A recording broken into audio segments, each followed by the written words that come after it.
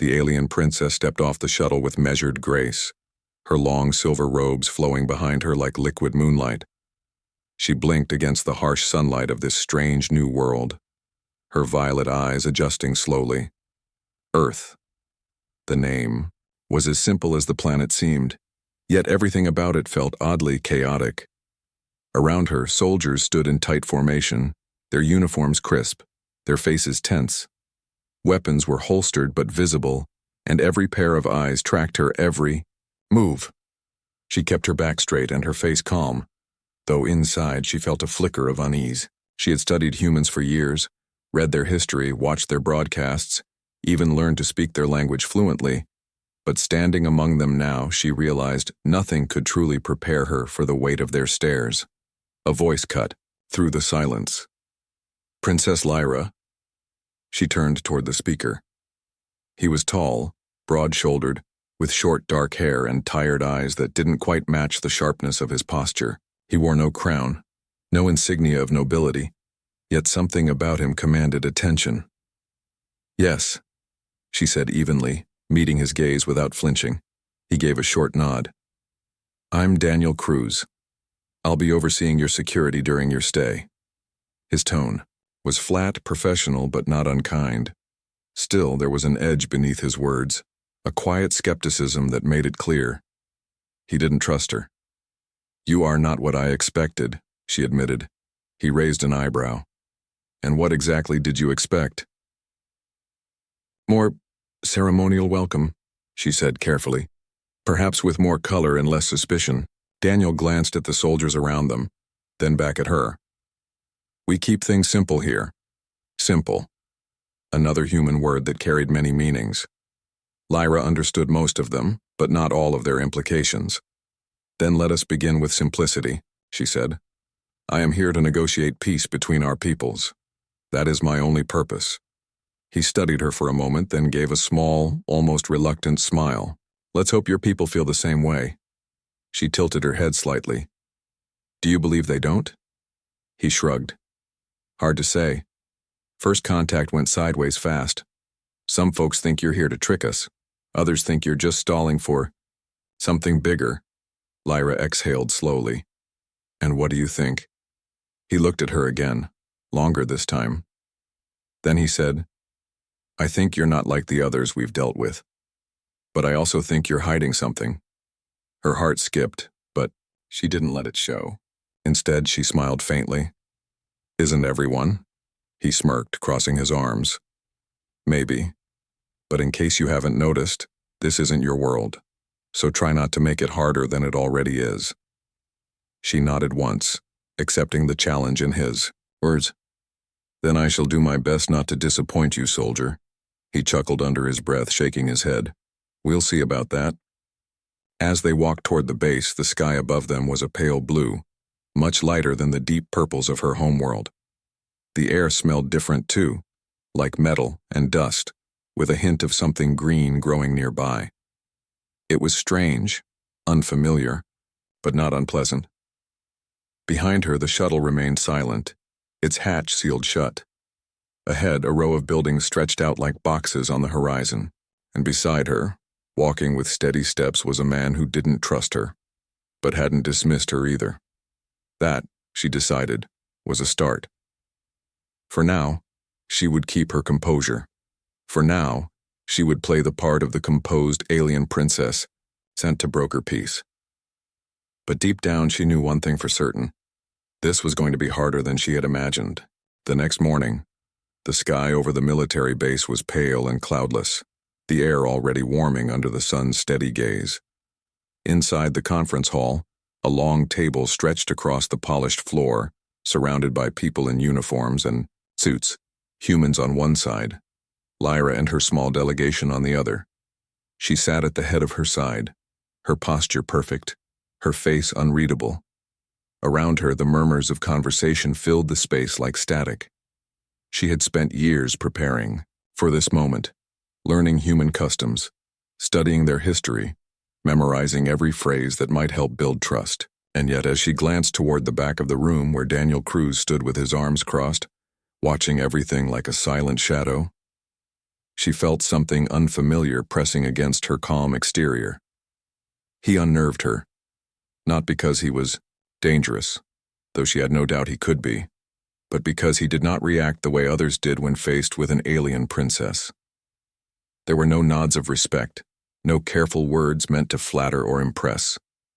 He simply watched, waited, and judged without pretense. A man in a crisp suit spoke first, addressing Lyra with a smile that didn't quite reach his eyes. "Princess Lyra, we thank you for coming. We hope today marks the beginning of a peaceful future between our species." She inclined her head slightly. "I share that hope." The talks began slowly, with introductions and formalities. The humans asked questions about Vayari technology, about their intentions near certain disputed zones in space.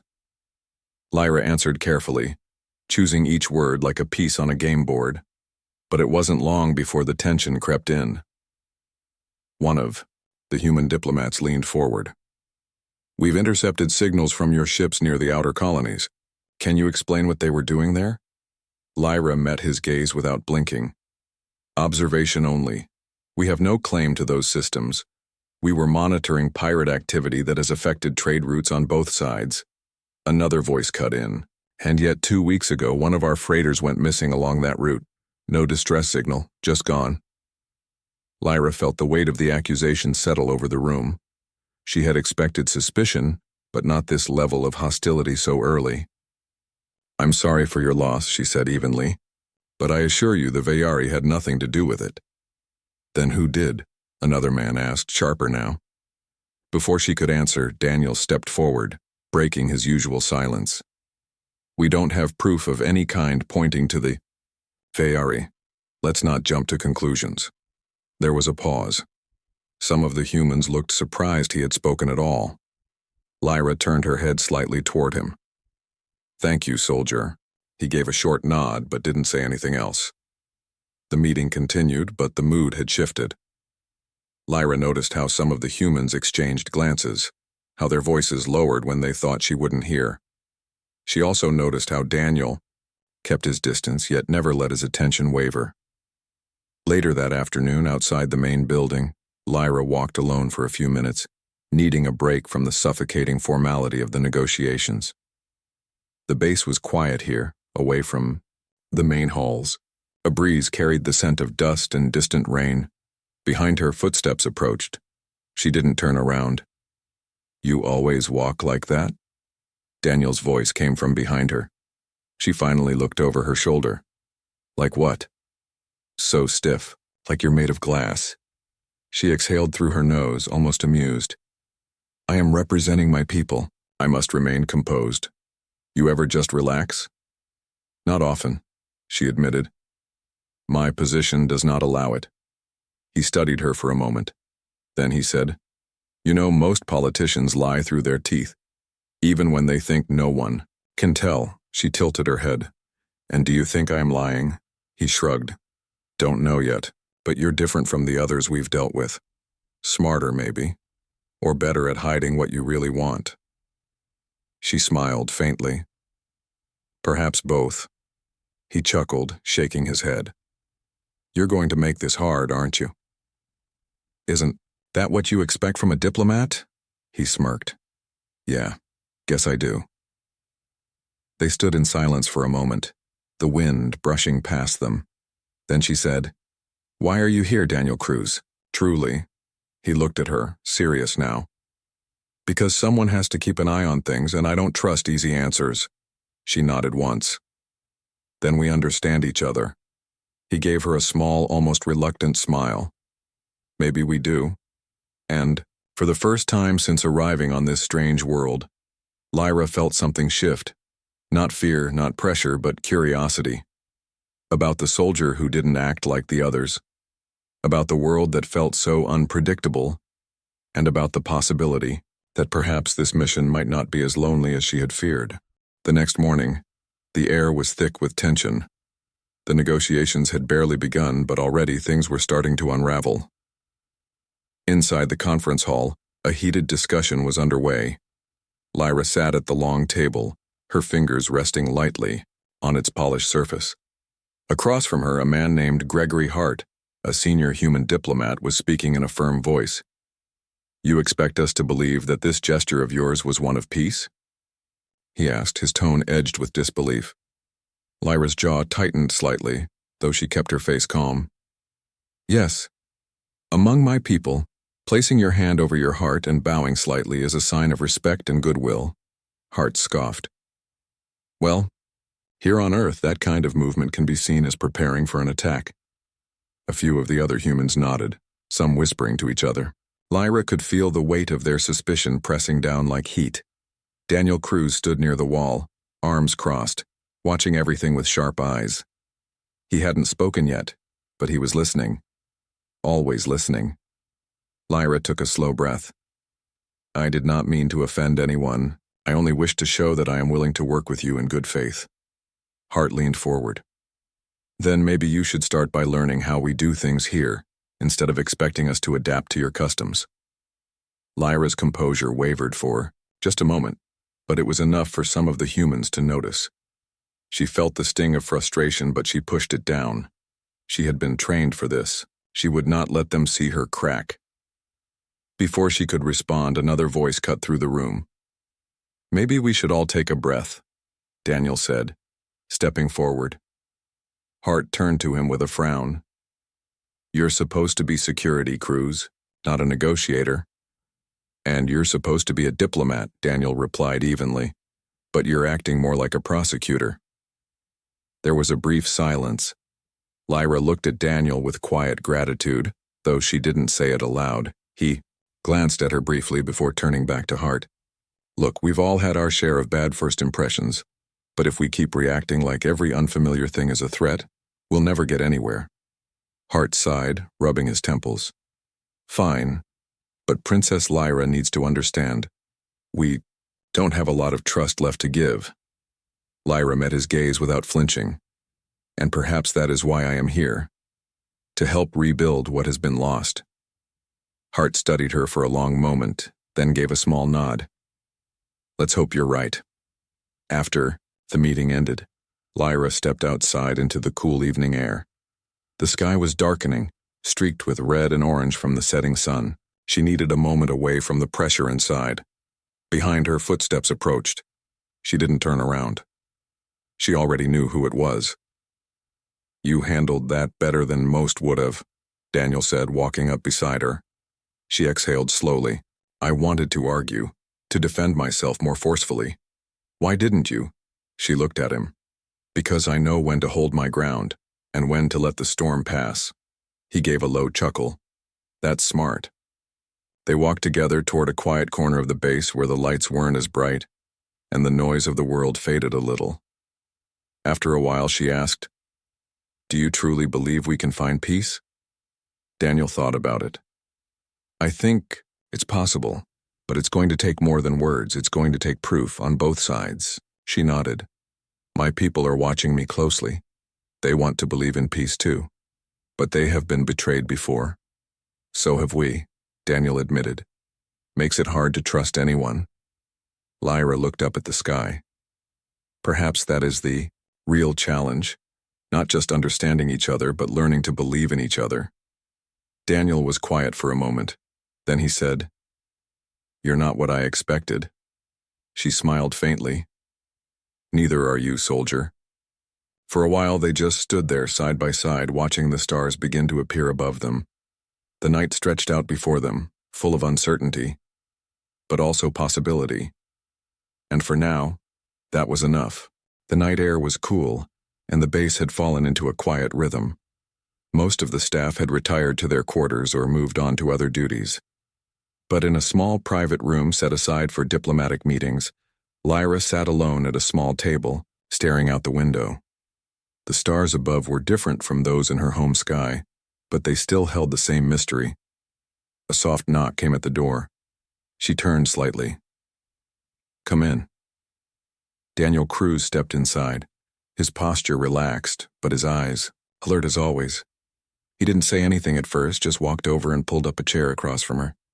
"You couldn't sleep either?" he asked, lowering himself into the seat. She shook her head. "My mind is too full." He nodded like he understood. Mine too. There was silence between them for a moment.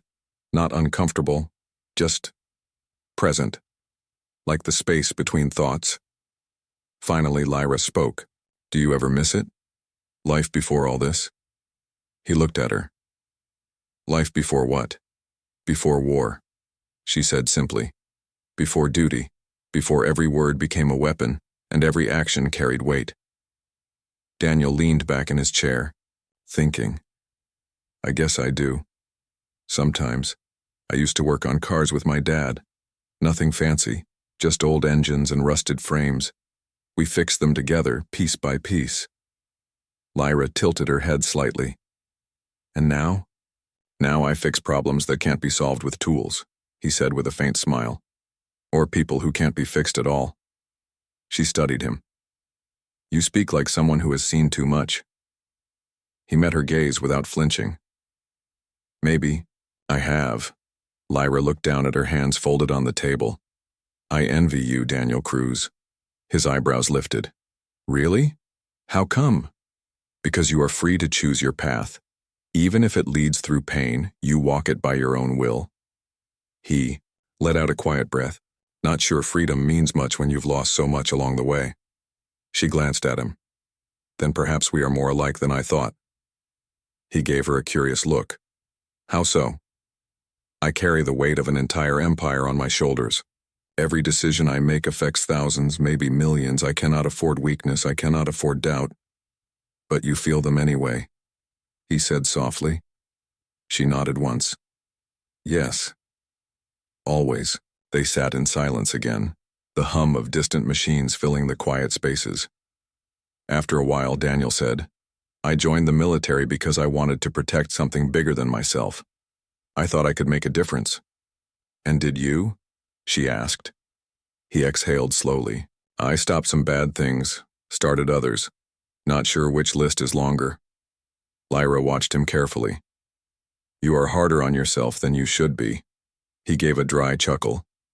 Probably. She leaned forward slightly. Why do you stay here guarding me? You don't trust my people, you barely trust me. He looked at her for a long time before answering. Because I think you're trying, and maybe, just maybe, that's enough for me to give you a chance. She smiled faintly. That is more than many would offer. He shrugged. I figure if we're both stuck in this mess, might as well talk about it. Lyra looked out the window again, watching the stars blink in the vast darkness. I used to dream of visiting other worlds, of meeting new people, learning new ways. What happened to that dream? Daniel asked. She sighed.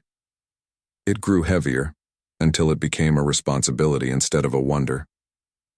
He studied her profile, the way she carried herself even in quiet moments. You know, you don't have to pretend with me. She turned her head toward him.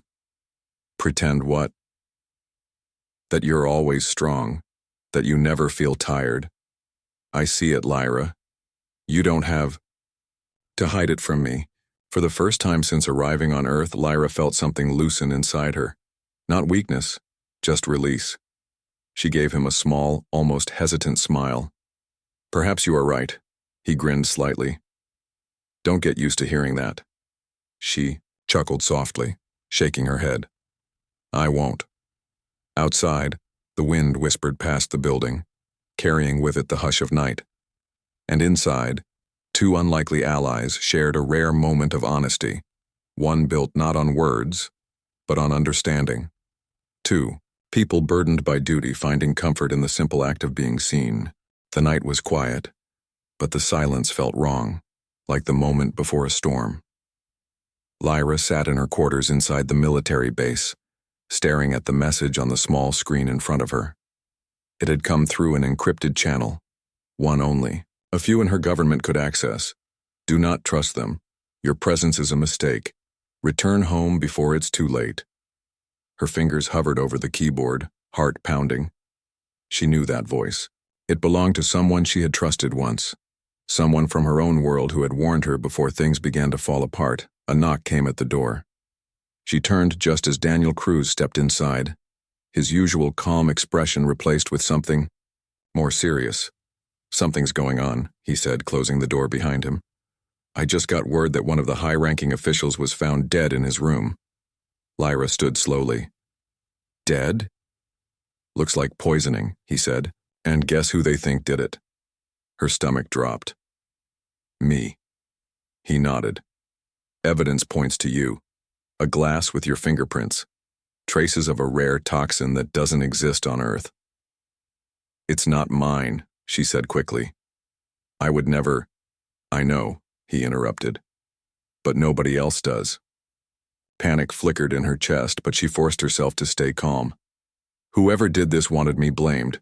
Daniel crossed his arms. Yeah, and they wanted the talk shut down for good. Outside, the sound of boots against concrete grew louder. Voices echoed through the halls, urgent and sharp. We need to move, Daniel said. They're coming to arrest you. Lyra grabbed her cloak and followed him toward the back exit. Where are we going? A secure location, he said. Somewhere we can figure out who's really behind this. They slipped through the darkened hallways, avoiding patrols. The base, once a place of tense diplomacy, now felt like a prison. Every shadow seemed deeper, every sound sharper. As they reached a side door, Daniel paused and looked at her. You realize if I help you, I'm risking everything? She met his gaze without hesitation. Yes. And I am grateful. He exhaled. Let's hope this isn't the biggest mistake I've ever made. Once outside, the cool night air hit them like a wave. The sky was clear, stars blinking above as if unaware of the chaos below. They moved quickly across the compound, keeping low, staying out of sight. A sudden explosion rocked the ground behind them. Firelight flared into the night sky. Lyra stumbled, but Daniel caught her arm and pulled her forward. Come on! They ran past the outer fence and into the trees beyond the base. Behind them, alarms blared. Voices shouted orders and light swept across the darkness like searching eyes. They didn't stop until they were deep into the woods, breathless and bruised by branches and rough terrain. Finally, they collapsed behind a fallen log, catching their breath. What now? Lyra asked between gasps. Daniel looked at her, his face lit by the distant glow of the burning building. Now, we find the truth. She nodded. Together. He gave a tired smile. Guess so. For the first time since arriving on Earth, Lyra wasn't just a diplomat or a princess. She was a fugitive, hunted by both sides, betrayed by someone close enough to know how to frame her. And beside her stood a soldier who should have been her enemy, but instead had become her only ally. The world had turned against them. But they weren't done fighting. Not yet. The forest was dark and thick with the scent of damp earth and pine. Lyra stumbled over a root, catching herself against a tree before she fell. Daniel grabbed her arm to steady her, his grip firm but careful. You okay? He asked, his voice low. She nodded, though her breath came fast and uneven. Yes, keep moving. Behind them, the sounds of pursuit had faded, but they both knew it wasn't over. The base would be on full alert now. Search teams, drones, maybe even helicopters scanning the woods. They couldn't stop. They walked in silence for a while, the only sounds their footsteps and the occasional rustle of something small moving through the underbrush. The stars above were hidden behind thick clouds and the moon offered little light. The world around them felt vast and unknowable. After what felt like hours, Daniel finally spoke. We need to find shelter. You're exhausted. Lyra looked at him, her violet eyes catching what little light there was. And if we stop, we may not get another chance to run. He studied her face, the way shadows played across her features. She was tired, yes, but more than that, she was afraid. Not just of capture, but of what came next. He sighed. We'll rest for a few hours, then move again before dawn. She hesitated, then gave a slow nod. Fine. They found a shallow cave tucked beneath a rocky outcrop, barely enough space for both of them to sit. Daniel lit a small light from his pack, casting a dim glow over the stone walls. Lyra lowered herself onto the cold ground, wincing slightly as she stretched her legs. Her boots were covered in dirt, and her silver robes were torn from running through the trees. Daniel sat beside her, pulling a small ration bar from his bag and handing it to her. "Thank you," she said softly, taking it. He watched her eat, in silence, then asked, "Do you regret coming here?" She paused, looking down at the half-eaten bar in her hand. After a moment, she answered, "I thought I could make a difference, that my presence alone might shift the balance toward peace." He exhaled through his nose. "Well, you did change things, just not in the way you expected." She managed a faint smile. "No, I suppose not." A long pause settled between them. Then quietly she asked, "Why are you helping me, Daniel? You risk everything by staying with me." He leaned back against the rock wall, staring at the ceiling of the cave. "Because I've seen too many people die for nothing, and this feels like one of those nothings." She turned to look at him fully. "You believe in peace?" He shook his head. "Not really. I believe in truth, and right now nobody's telling it."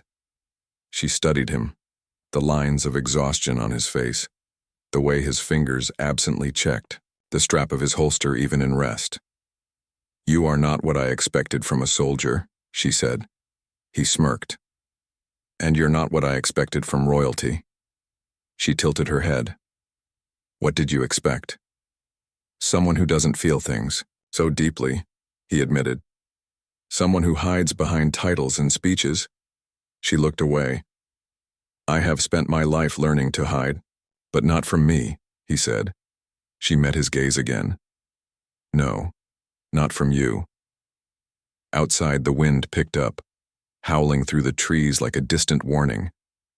Inside the cave, the two unlikely allies sat close, not because they needed to, but because they wanted to. For the first time since arriving on Earth, Lyra didn't feel entirely alone.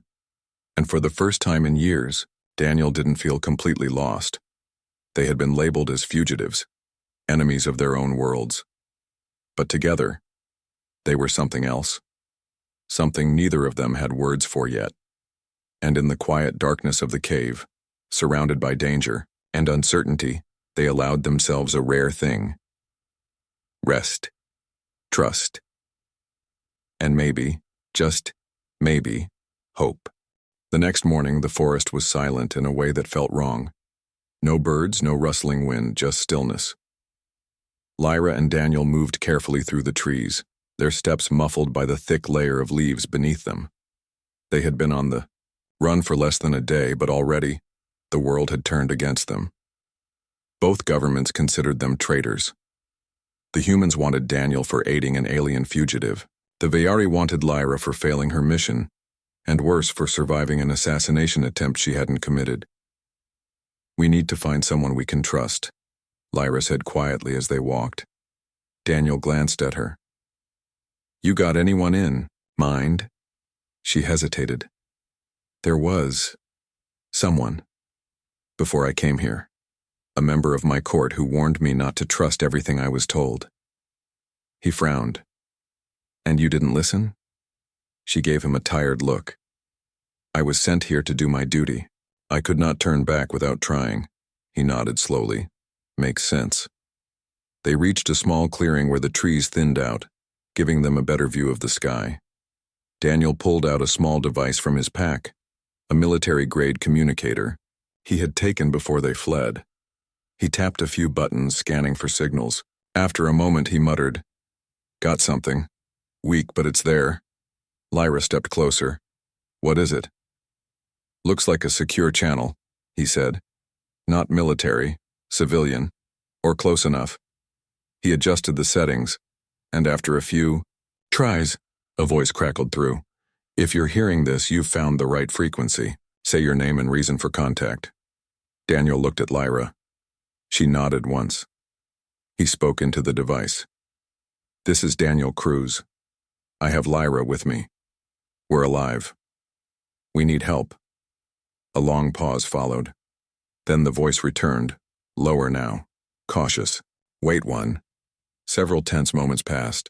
Finally, the voice came back. "Head to the old rail station west of your location. Someone will meet you there." Before Daniel could ask anything else, the signal cut out. He put the device away and looked at Lyra. Well, that was cryptic. She smiled faintly. Better than nothing. They made their way through the woods, keeping off the roads, avoiding any sign of human presence. Eventually, they reached the edge of a small town. The rail station stood abandoned, its windows broken, its tracks rusted and overgrown. They waited in the shadows, watching. After nearly an hour, a vehicle pulled up. Old, unmarked with tinted windows. The driver stepped out. It was a woman. "Lyra?" she asked, her voice low. Lyra stepped forward cautiously. "Lisa?" The woman nodded. "Yes, I'm glad you made it." Lyra turned slightly toward Daniel. "She used to serve in my father's council. She warned me about the sabotage." Daniel studied Lisa carefully. "And why are you helping us now?" She crossed her arms. "Because I know who really tried to frame you. And I know what they're planning next." Lyra's breath caught. "Tell us." Lisa looked around before speaking. Both governments were manipulated. Rogue elements within the human military and parts of the Vayari ruling class worked together to make sure peace talks would fail. Daniel exhaled sharply. "Son of a..." Lyra shook her head. "Why? What do they gain?" "War," Lisa said simply. "Profit. Power." Daniel rubbed his face. "So we're not just fighting to clear our names. We're fighting to stop a war." Lisa nodded. "And if you want to expose the truth, you'll need proof." Lyra looked at Daniel. He met her gaze, understanding passing between them. They had started this journey as strangers, one a soldier, the other a princess. Now they were something else. Rebels, truth seekers, fighters for peace in a world that didn't want it, and neither of them was ready to give up yet. Lyra, Daniel, and Lisa sat around a small table inside the abandoned rail station. The only light came from a single lantern hanging from a nail in the wooden ceiling. Outside, the wind howled through broken windows, rattling the old structure, like it was trying to remind them how fragile their hiding place really was. Lisa pulled a small data drive from her coat pocket and placed it on the table between them. "Everything we need is on here," she said. "Encrypted files, communications between rogue factions, proof that both sides were played." Daniel picked up the drive, turning it over in his fingers. "How did you get this?" "I had help," Lisa admitted. "A friend of mine used to work with military intelligence before he disappeared. He sent me these files right before they tried to silence him." Lyra frowned. "They killed him?" Lisa hesitated. "We don't know, but he hasn't responded since." Daniel exhaled through his nose and leaned back in his chair. "So we've got proof, but no way to get it out there without getting shot first." Lisa nodded. "Exactly, which means we have to be smart about this." Lyra looked at the data drive again. "If we release it all at once, both governments will try to bury it. They'll call it fake. They'll say it's been doctored." Daniel tapped the table thoughtfully. "Then we don't give them time to react. We leak it everywhere, every news outlet, every public forum. Make it impossible to ignore." Lisa gave a slow nod. "There's an old broadcasting tower not far from here. It's been offline for years, but if we can get it running, we could send the files out across the planet and into orbit." Daniel stood. "Then that's what we do." It took most of the night to reach the tower. Hidden deep in the forest, it stood like a rusted skeleton against the dark sky. The three of them worked fast. Lisa handled the technical side, reconnecting old systems and bypassing outdated firewalls. Lyra helped where she could, using her knowledge of alien encryption methods to strengthen the signal. Daniel kept watch, rifle in hand, eyes scanning the trees for any sign of pursuit. Finally, after hours of effort, the system flickered to life. "We're online," Lisa said, typing furiously. "Once this starts, there's no stopping it." Lyra stepped closer. "Are you sure this is enough?" Daniel looked at her. "No. But it's all we've got." Lisa pressed the final command.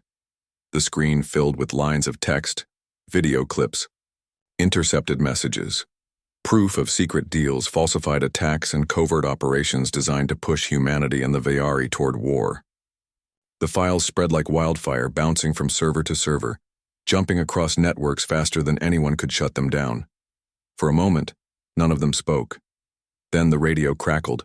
Voices poured through, news anchors picking up the story, military officers scrambling for answers, diplomats demanding explanations. The world was waking up to the truth. Lyra let out a breath she hadn't realized she was holding. It's done. Daniel didn't look away from the window. Not yet. We still have to survive long enough to see what happens next. As if on cue, distant lights appeared through the trees, vehicles moving fast, kicking up dust and gravel. Lisa cursed under her breath. They found us. Daniel grabbed his rifle. Then we move, now. They bolted from the tower just as the first shots rang out behind them. Bullets tore through the air, striking metal and wood as they ran into the forest. Lyra stumbled, but Daniel caught her arm and pulled her forward. Keep going! Branches slapped at their faces as they sprinted through the underbrush, hearts pounding, lungs burning. Behind them, shouts echoed through the trees. They had exposed the truth. But now, the people who wanted that truth buried would come for them, and they wouldn't stop until everyone involved was dead. News stations across Earth and Vayari space broadcast the leaked files without pause. Footage of secret meetings, intercepted messages, falsified attacks, proof that both governments had been manipulated by rogue factions working in the shadows. What had started as a diplomatic mission had become a revolution of truth. In the streets of human cities, protests erupted. People demanded answers from their leaders, angry at the lies they had been fed for years. On the Vayari homeworld, riots broke out in the capital. The royal court was thrown into chaos with high-ranking officials resigning or disappearing overnight, but not everyone accepted the truth quietly. Within hours of the leak, emergency broadcasts declared Lyra and Daniel fugitives. Official statements accused them of treason, sabotage, and unauthorized disclosure of classified information. Some called them heroes. Others called them terrorists. Inside a hidden bunker beneath an old research facility, Lyra sat at a long metal table, staring at the glowing screen in front of her. Reports scrolled endlessly, some condemning her, others praising her. She felt like a ghost in her own name. Daniel stood nearby, watching her closely. He had seen many things in his life: war, betrayal, loss. But nothing had prepared him for this. He had spent years believing in duty, in orders, in the chain of command. Now he wasn't sure what he believed in anymore. Lisa entered the room, holding a small tablet. "It's done," she said. "The files reached every major network. Even if they try to erase it, copies are everywhere." Lyra looked up slowly. "Then we succeeded." "Maybe," Lisa said carefully, "but you both need to disappear. Fast." Daniel exhaled. "Figured as much." Lyra shook her head. "I cannot run forever." Lisa met her gaze. "You might not have a choice. Your father has issued a formal statement. He calls you a traitor to the Empire." The words hit like a blow. Daniel stepped forward. "What about the people who support her? The ones who believe in peace?" Lisa hesitated. "They're being silenced, arrested. Some have already disappeared." Silence filled the room. Finally, Lyra stood. "Then I must return." Daniel frowned. "What? Why?" She turned to face him. "Because if I stay gone, my people will think I abandoned them. If I go back, I can face them openly. Prove that I did what I believed was right." He crossed his arms.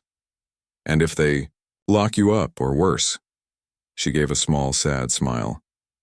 "Then at least I will have faced my fate on my own terms." Lisa looked between them. "You don't have to do this alone."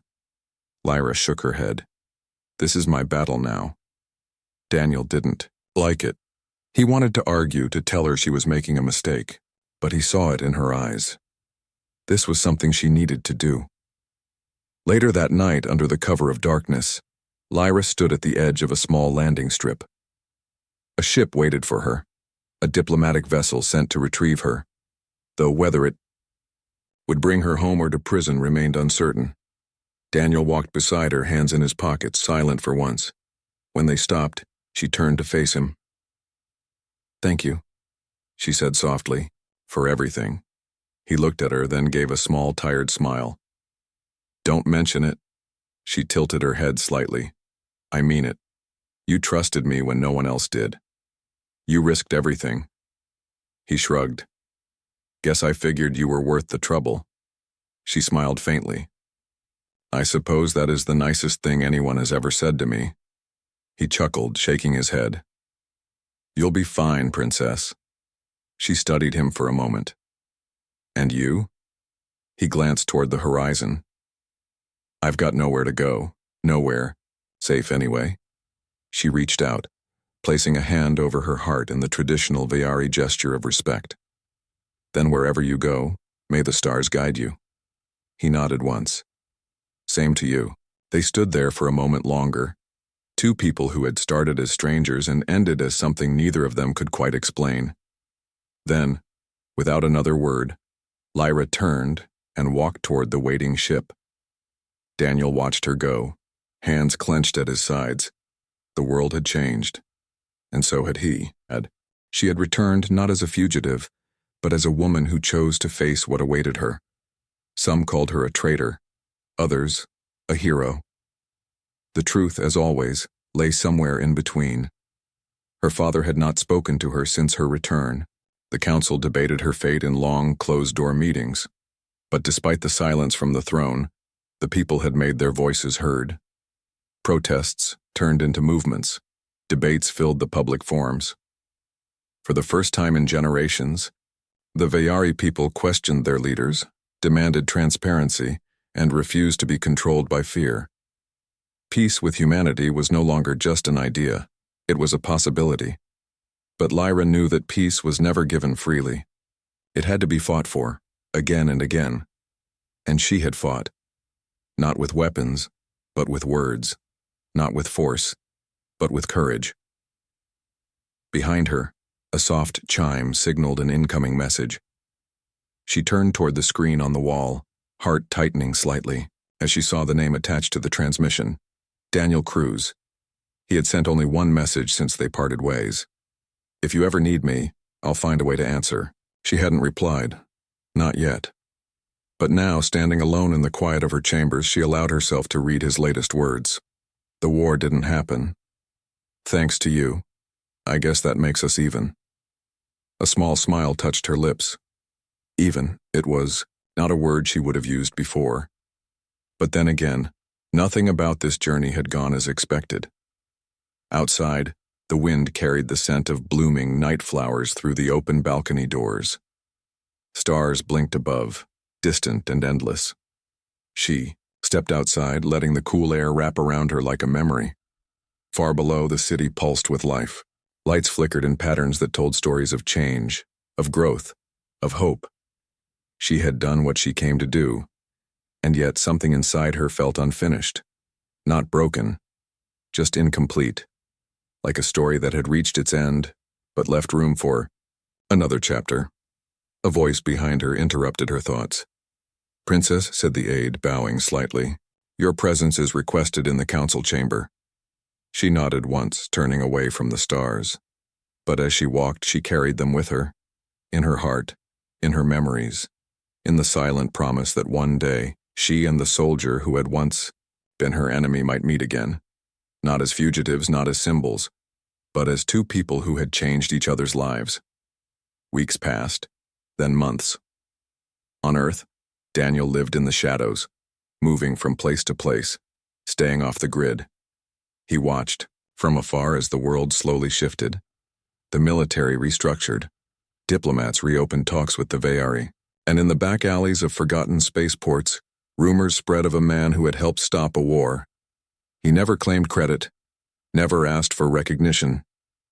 But sometimes, when the night was quiet and the stars were bright, he looked up and wondered if she was doing the same, wondered if across the vastness of space she remembered him, and if someday their paths might cross again, not as enemies, not as fugitives, but as something more, something real.